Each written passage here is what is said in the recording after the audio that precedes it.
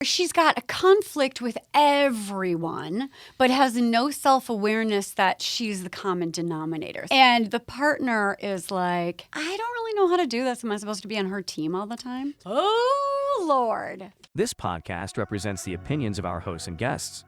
The content here should not be taken as medical advice and is for informational purposes only. This podcast also does not establish a standard of care, doctor-patient, or client relationship. No guarantee is given regarding the accuracy of any statements or opinions made on the podcast or website. And because each person is so unique, all listeners are encouraged to connect with counseling and medical professionals for assistance with their personal journey. All people, places, and scenarios mentioned in the podcast have been changed to protect the privacy of those involved. Welcome to We're Not Fine. I'm Dr. Talia Jackson. And I'm Dr. Jensen. We thank you for listening every week to our deep and thought-provoking conversations about relationships. Hi, friends. Welcome back to We're Not Fine. Our next episode, also a juicy mailbag. Juicy. It's juice. Yeah, that's not a word I use in my vocabulary. I think these are so exciting, though. Like, one of the things that you and I, as we've done this podcast, have kind of decided is these mailbags are kind of what we do for a living. Yeah. And it's really exciting. And, you know, even this particular mailbag that we're doing today, so Talia's reading it because we kind of take turns, as people probably know. And I don't want to know ahead of time what the topic is, except I know it's about when you get, like, when you're struggling with a character issue in your relationship. Like something about that person is at your craw. And it's about she's got a conflict with everyone, but has no self-awareness that she's the common denominator. So she's beefing with everyone. And the partner is like, I don't really know how to do this. Am I supposed to be on her team all the time? So it kind of feels like that's a character issue, right? Like, I think so. I think that screams Axis 2, big time. I don't know if I don't know what it screams, but disorder. I'm kind of curious. Like, are there things that you have found in your relationship that you're just like, I am so bugged by this every time Rob does that? Yes. And then of course, we've been together a quarter of a century.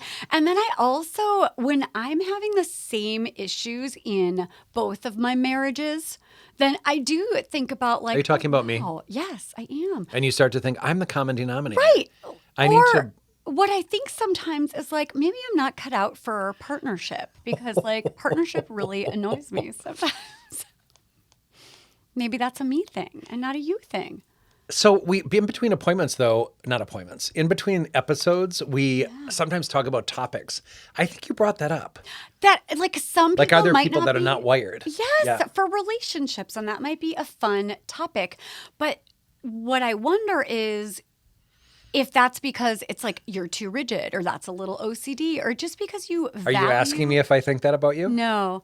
If you're just like cherish your solitude and you just want to, like, live your best life, but that is a different topic for another day. Except it really does speak to, like, when something's just gnawing at you constantly, like, what do you do with that persistently? And I'm someone who thinks you got to bring it up. Like, if somebody's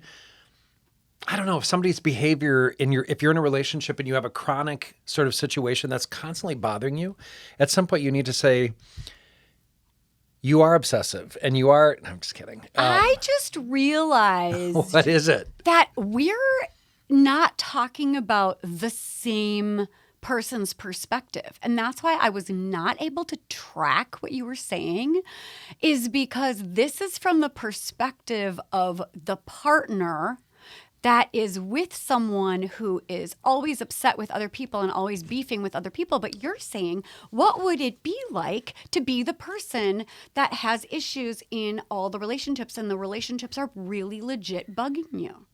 Is that what I you're was saying? not saying that. Oh, what? Oh, I was coming from that perspective. perspective? I mean, you're talking about specifically, I think, this mailbag, but I'm talking about, like, if you're in a relationship, and whether it's friendship or whether it's family or whether it's your primary relationship romantically, if something is chronically bugging you. So I am talking about the person who's observing it. Is The repeated pattern. Friend or the partner? Either one. Like, if you had a friendship, I'm saying if you had a friend that was constantly doing something that bugged the crap out of you.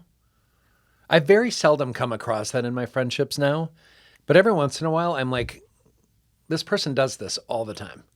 And usually at this point, I can let it go. And I know that this person does it pervasively in their other relationships. So it's kind of like this woman that we're talking about today who has repeated beefs with people. Sometimes I have friendships that I'm like, okay, you do the same thing to everybody and it has a consequence, but I don't know that I want to deal with it because it's not really bothering me all that much. Like you're noticing this annoying thing that they do, but that they don't have any self-awareness They do not. about. Or I'm assuming I have some. Like I bet I do things.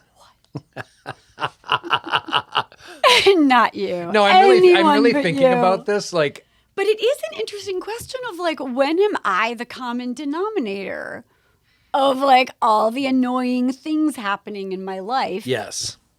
And that is the question that this lovely woman is not asking herself.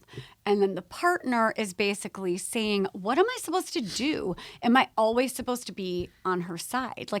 So when you have these relationships where you're like, oh my God, my friend is doing it again, and I can see from my observer space that my friend's actually the shit this is a them issue. Whose side are you on? Like, what do you do? How do you show up? I think we should dig into the mailbag. And that's a nice intro to it. That really is. And that is the question. Are you ready? I am. I am so set.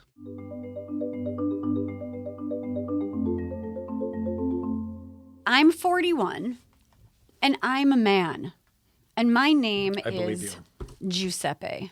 And I have a girlfriend who's 43, so she's 2 years older than me. And her name is Angelina. So Angelina has conflict with so many people and insists that it's not her. Am I being unsupportive since I no longer really care? I want to be supportive. I want to be on her team, but it happens with too many people. There are a number of people she either can't stand or has cut off, including her brother, her cousin, her aunt. She despises her ex-husband. On the other hand, I have a good relationship with my family, extended family, and even my ex-wife. So I find it hard to relate. Interesting. I can understand having one person you have a lot of conflict with, but this many seems excessive. I'm always supportive and I never play devil's advocate, but when she tells me about all the horrible things they've done over the years that makes them evil, quote unquote, nothing really sounds that awful, but I generally keep that thought to myself. Oh my God, this poor guy. She'll tell me that she spent years putting up with their behavior and will no longer allow them to be disrespectful at all. For their part, they usually seem a bit confused as to what her problem is. None of this really affects me, other than it being a bit awkward at times. However, my partner also has a 19-year-old daughter who she has joint custody of. Her daughter's fairly easygoing in general and really doesn't cause many problems. She does tend to be a bit lazy, but really has always been a pretty good kid. Over the years, I've often thought my partner was somewhat overly enmeshed with her daughter. She gets so upset over things and then sulks. I think he's talking about the mom and not the daughter. Most of the time, I think my partner's overreacting, but last weekend, Canadian Thanksgiving, her daughter came home from school and decided to spend the long weekend with her dad and said she would spend Monday with us. I agree that's not overly fair, but she was going to spend all of her reading week at our place. So that felt more fair. My partner felt very insulted and said she didn't want crumbs. Her daughter spending all weekend with her dad and only one day with us, so she told her daughter not to bother coming at all. Versions of this have happened many times over the past 5 years, and honestly, I'm just over it. I stay out of it. I really just don't care. Yep.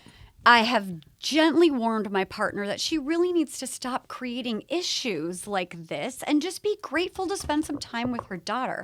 Because as she gets older, she simply won't bother being in her mom's life. If she's always annoying, I'm kind of proud of him for saying something. Wait, did he say it? My partner insists that her daughter is being disrespectful after she's sacrificed so much for her, but I point out that kids don't pay attention to stuff like that. Now, my partner is angry with me as well because I told her I don't really care about the stupid fight and I'm not interested in trying to play peacemaker with her daughter. My partner says she won't speak to her unless she apologizes. But I don't even think her daughter really owes her an apology. For whatever reason, she wanted to spend the Thanksgiving weekend at her dad's. I don't know how to get it through to my partner, but I'm wondering if couples counseling would be applicable to this situation. Oh, Lord. Yes. This The answer is to your last so question good. is yes. I absolutely think you Always need a yes. mediator so that you can be open and honest about your concerns and your observations. Because, boy, I might just say this is leading to resentment and it's leading to nothing good. And you're going to blow up at some point, keeping this all inside and keeping it to yourself. I have some compassion for this girlfriend of yours. I feel as though she's very young. She feels very young in her development because her ability to kind of go with the flow, her ability to feel solid and not take things personally. I'm going to guess that in some of these relationships that she's let go of, there are some legitimate reasons for the boundary. There's some legitimate concerns that have happened. And so throwing the baby out with the bathwater, so to speak, and not necessarily recognizing that there was some legitimacy to her with her family issues or whatnot. And boy, am I going to point fingers at the family. I think oftentimes, my belief system is, of course, to go back into a family of origin history whenever I'm working with a patient. And I really think there's the core pieces of what most people have as building blocks to their personality and behaviors comes from that experience. So I'm kind of curious, was she validated as a young person? Were there apologies for when people hurt her feelings or did something wrong? Because right now she kind of assumes I have to cut them off and not give them the benefit of the doubt that they might be able to work it out with me. You are seeing a pattern. I believe that your pattern is real. There's no way he's making this up because there's probably some legitimacy to your concern that she's not willing to take her part of these experiences. And I really think when it comes to kids, while I haven't done a perfect job of it as a parent, I think it's really easy to personalize when our kids are like really mad at us or they make comments about us or they don't like us for some reason or whatever it might be. I think it's really easy to take that personally because you love them so much and you feel like you've done your best as a parent. Sometimes that's not enough. And sometimes kids get to have their experiences with us, right? So what I would say is that there's something about this that's bugging me too. I found myself, Talia, actually thinking I couldn't be with someone like this who didn't have that self-awareness. Like if she were to say one of these days, okay, I'm clearly the fucking common denominator here. And I found myself, there's times that I get just so agitated and I'm like, I want to fight with all my people that come across me. And I'm like, this is about me. I'm feeling that agitation inside. And what I would love for her to do is figure out like, what are you feeling? How can you convey those feelings? Like I would say to her as her therapist, if I were, get that out, talk to people about what you're experiencing, but you have to do the same. The writer of this mailbag has to do the same. He has to let her know. And it sounds like you've tried and she kind of gets mad at you for it. That's not a healthy dynamic. She's got to, and then you get to go keep going. And this is where a couples therapist can be helpful. Like, I notice you get mad when he talks about his feelings. And usually that's about shame. It's about feeling blamed. It's about those sorts of things that really cause people to shut down. So I would love for her to do some work. She probably has some individual work to do on kind of figuring out why all of these relationships have not worked and what her part is, because all relationships, it takes two to tango. All relationships have two sides of the story.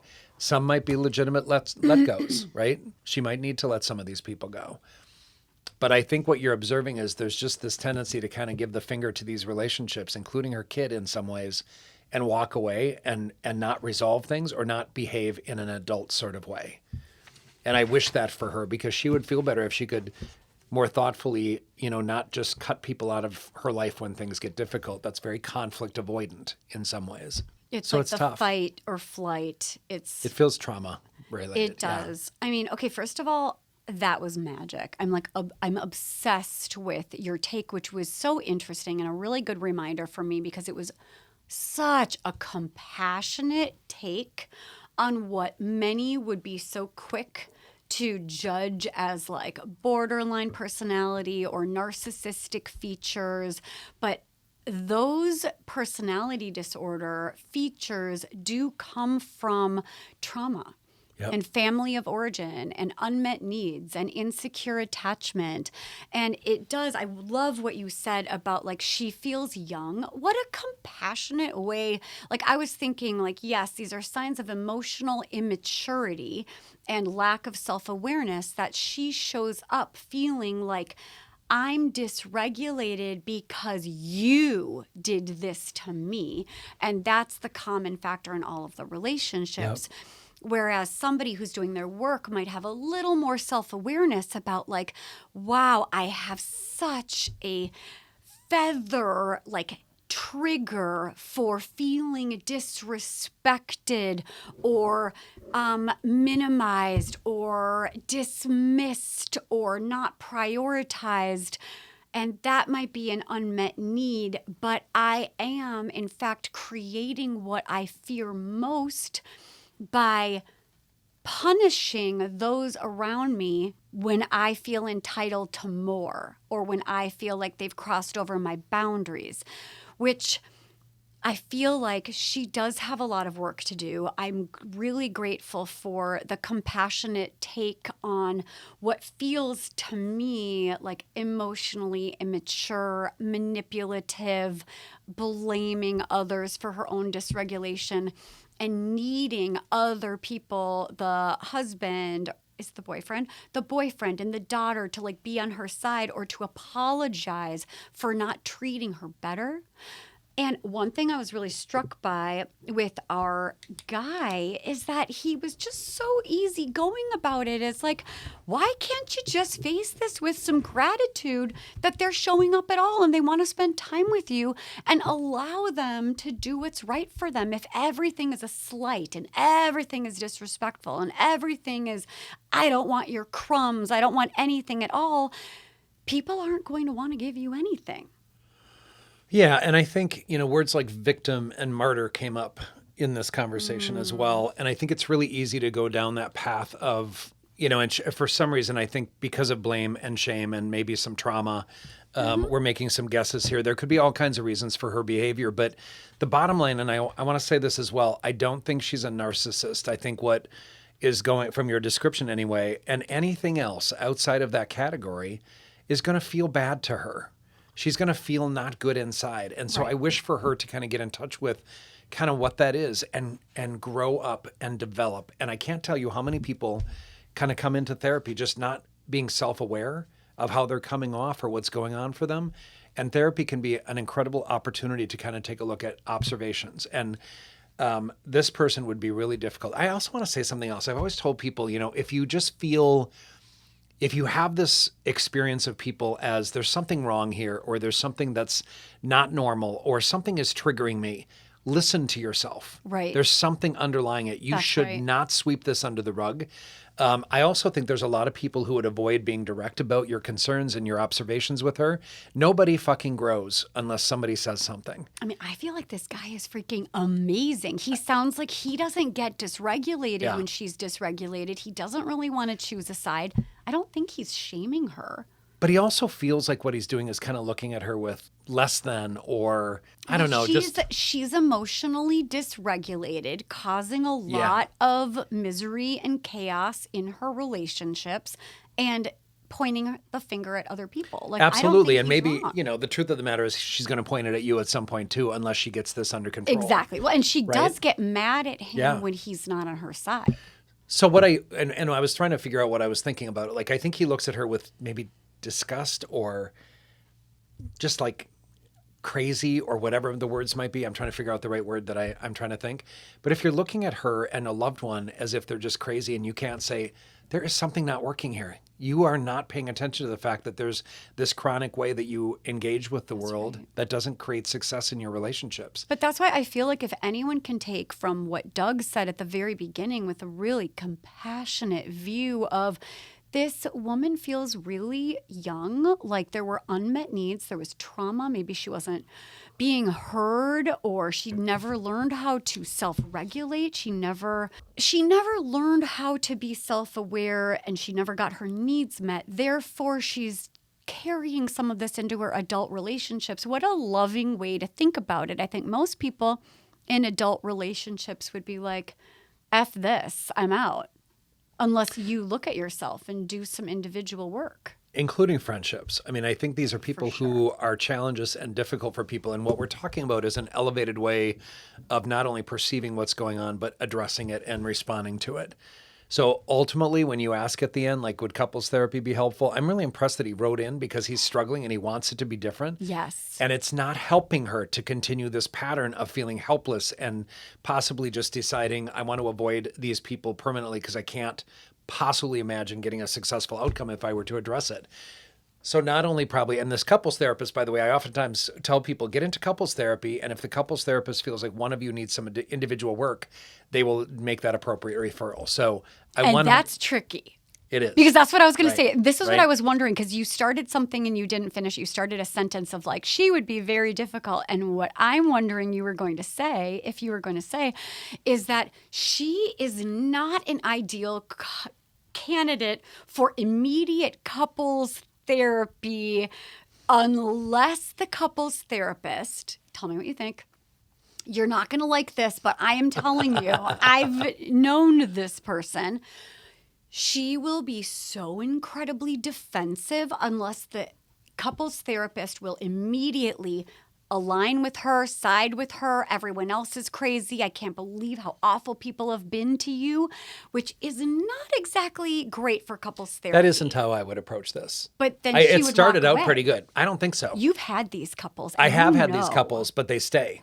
And the reason is, I say that has to be really difficult for you. Yeah, you and I find want it to with just tell the you compassion. the compassionate approach to say, regardless of who's right and wrong in these circumstances, that has to be a really difficult thing to have all these losses in your life. Like, that's a painful way to be in the world. So without saying like these people are wrong, et cetera, I would never say that because I don't think that's necessarily the case. And we don't know. What I would say, though, is this has to be really painful to have all of these losses. And the minute you empathize with what's going on inside for that person, I have found people, their defenses go down. They feel heard. They feel understood.